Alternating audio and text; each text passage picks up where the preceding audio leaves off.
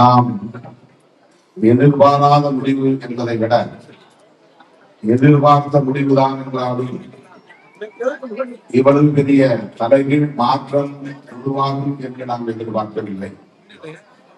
காட்டுமன்னார் கோயில் தொகுதியிலே நான் போட்டியிட வேண்டும், தமிழ்நாடு மாநில அரசியலில் நான் ஈடுபட வேண்டும் என்றெல்லாம் தேர்தலுக்கு முன்பே சிந்தித்ததற்கும் முடிவெடுத்ததற்கும் என்ன காரணம் என்பதை இப்போது நீங்கள் புரிந்திருப்பீர்கள். உங்களுக்கு அதிலே ஒரு தெளிவு கிடைத்திருக்கிறது. மீண்டும் மீண்டும் நான் அதற்கு விளக்கம் சொன்ன தேவையில்லை.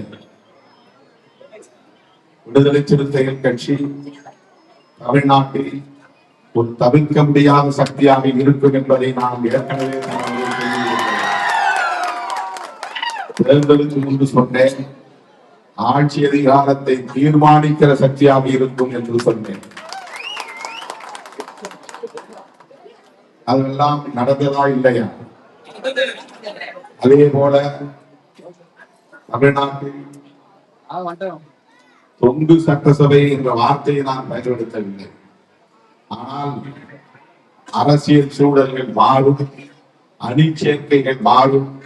ஆகவே அந்த சூழலில் நாம் சட்டமன்றத்தில் இருக்க வேண்டிய தேவை இருப்பதாக உணர்ந்தேன்.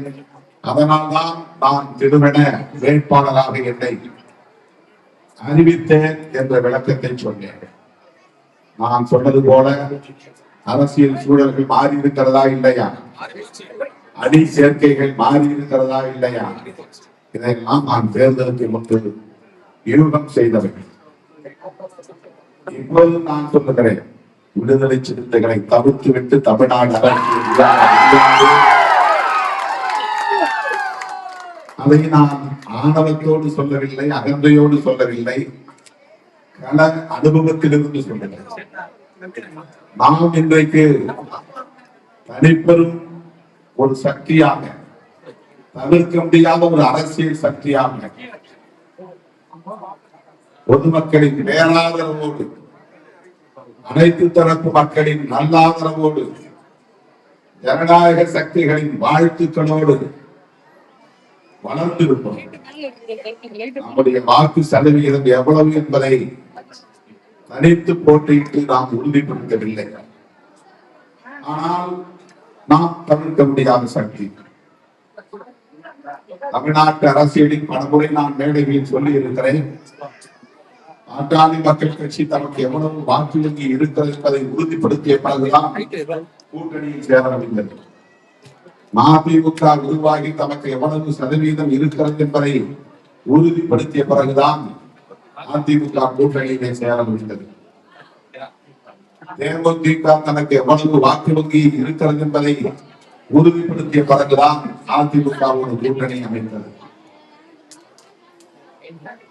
நாம் தமிழர் கட்சி கூட இதுவரையில் எந்த கூட்டணிக்கு போகாவிட்டாலும் தனக்கு எவ்வளவு வாக்கு வங்கி இருக்கிறது என்பதை உறுதிப்படுத்தி இருக்கிறது. ஆனால் தமிழ்நாட்டு அரசியல் தனித்து போட்டியிடாமல் எவ்வளவு வாக்கு வங்கி, நமக்கு எத்தனை சதவீதம் இருக்கிறது என்பதை உறுதிப்படுத்தாமல் தொடர்ந்து கூட்டணியிலே இடம்பெறக்கூடிய வலிமை பெற்ற ஒரு இயக்கம் உண்டு என்றால் அது விடுதலை சிறுத்தைகள் கட்சி மட்டும்தான்.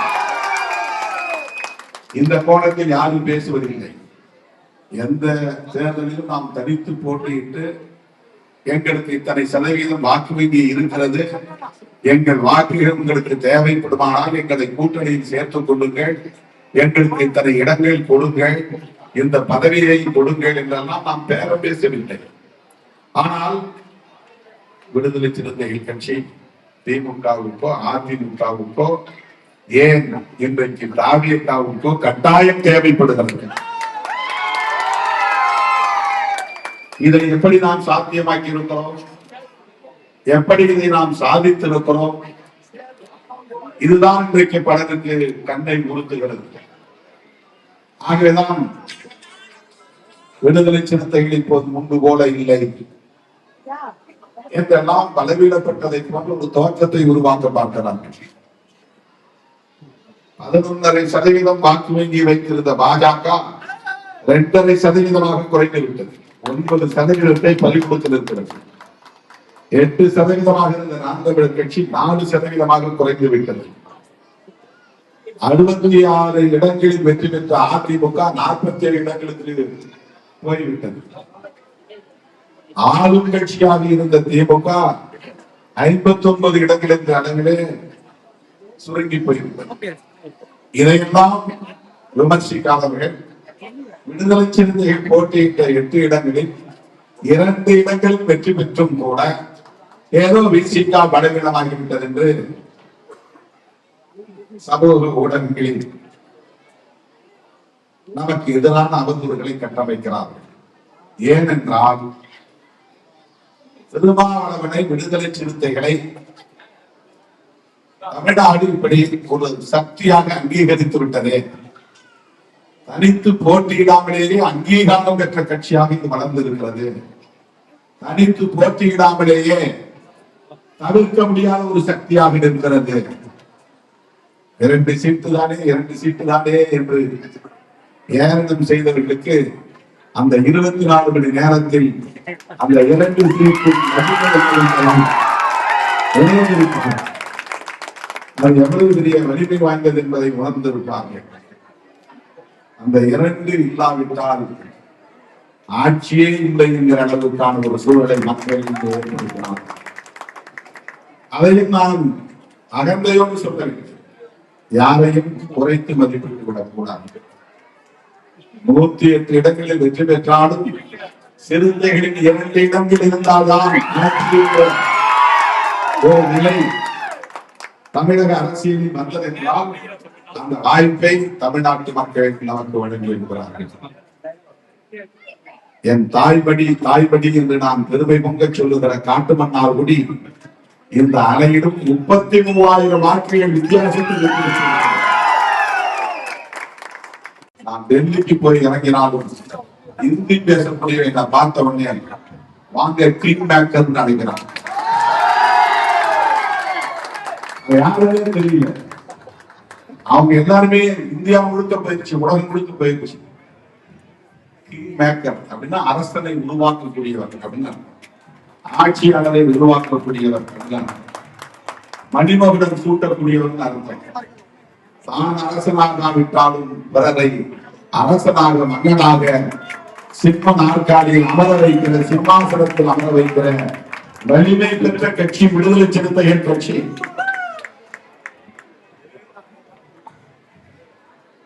நான் அடிக்கடி சொல்லுவேன், என்னை ஓரங்கட்ட பார்த்தாலும் நாங்கள் இருக்கும் இடமே மெய்யும் என்பதை தீர்மானித்து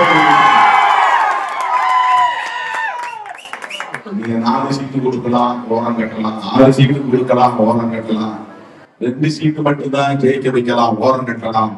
ஆனால் சிறுத்தைகள் தான் மையமாக இருந்தார்கள். இதெல்லாம் நான் குறி சொல்ற மாதிரி சொல்லியிருக்கிறேன். ஒரு தம்பி சொன்னாங்க, நீங்க எங்காவது வேப்பமர செடியில உட்கார்ந்து குறி சொன்னா அது படிப்போம் அப்படின்னு. நம்ம அரசியலில் எந்த லாப நட்ட கணக்கு பார்ப்பதில்லை, மக்களுக்காக தொண்டாக்குவதோ அவ்வளவுதான்.